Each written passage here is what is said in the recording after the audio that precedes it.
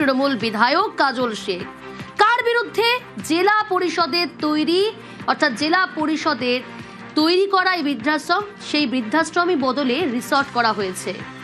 অভিযোগ তোলা হয়েছে জেলা পরিষদের প্রাক্তন সভাধিপতিকে, তার বিরুদ্ধে। ইন্দ্রজিৎ রয়েছে আমার সঙ্গে। ইন্দ্রজিৎ, কতদিন আগে এই বৃদ্ধাশ্রম বদলে রিসর্ট হয়েছে? দেখো, একদমই যেটা বলে রাখবো, তৃণমূল সরকারের পালাবদলের পরই কিন্তু এই অভিযোগ উঠছে। আর এটা হয়েছে 2018-19 সালে নাগাদ, যখন পঞ্চায়েত ভোট হয়েছে। পঞ্চায়েত ভোটের পরপরই যখন জেলা পরিষদের সভাধিপতি হয়েছিলেন বিকাশ রায়চৌধুরী, ঠিক তখনই দেখা যায় যে একটি শান্তিনিকেতনে বেশ কয়েক একর বিঘা জায়গা পড়েছিল ভেস্টল্যান্ড। সেই ভেস্টল্যান্ডে প্রস্তাব হয় যে এখানে বৃদ্ধাশ্রম করা হয়। সেই মতো বৃদ্ধাশ্রম তৈরি হয়। পরবর্তীকালে দেখা যায় যে বৃদ্ধাশ্রমটি বোলপুরের একজনকে ইজারা দেওয়া হয়। সে 1 বছর চালানোর পরে সে দাবি করে যে বৃদ্ধাশ্রমটি চলছে না, এবং তার মোতাবেক। তুমি যেমনটা বললে যে এতগুলো বছর আগে তো বৃদ্ধাশ্রম বদলে যখন রিসর্ট হলো, কাজল শেখ এখন কেন অভিযোগ করছে? তিনি কি এই সদ্য জেনেছেন? এই অভিযোগ তো আগে কখনো করেছেন কি স্থানীয় পুলিশ প্রশাসনকে?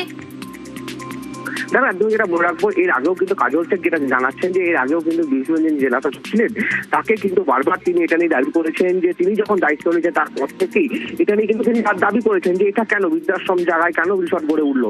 পাশাপাশি তিনি বা জেলা পরিষদ সূত্রে যেটা খবর, এতদিন যখন 2023 সালের শেষের দিকে বা 24 সালে প্রথম দিকে যখন জেলা পরিষদে তিনি দায়িত্বভার গ্রহণ করেন, তারপর থেকে কিন্তু এখনো পর্যন্ত ওই রিসর্ট কর্তৃপক্ষের কাছ থেকে কোনো টাকা জেলা পরিষদে রিসিভ করা হয়নি।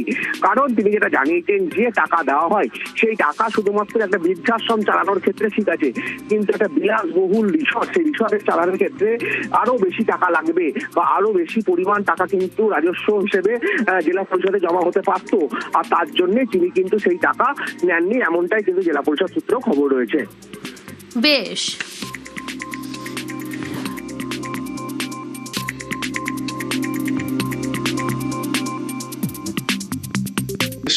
পূর্ববর্তী যে ডকুমেন্টসগুলো সেগুলো যদি অনুসরণ করা হয় তা দেখা যাবে ওটা একটা বৃদ্ধাশ্রম ছিল, জেলা পরিষদের অর্থ ব্যয় করে বানানো হয়েছিল।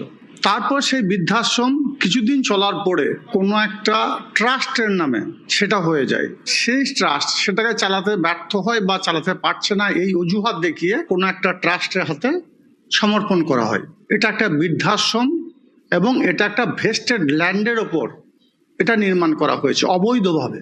আমরা একটা লিখিত আকারে তৎকালীন ডিএম সাহেবকে দিই, সেটাকে তদন্ত করা হোক। ভেস্টেড ল্যান্ডের ওপরে কেউ কোনো প্রপার্টি তৈরি করে সেখান থেকে ইনকাম করতে পারে না। এ বিষয়ে আগেও আমি প্রতিবাদ করেছি।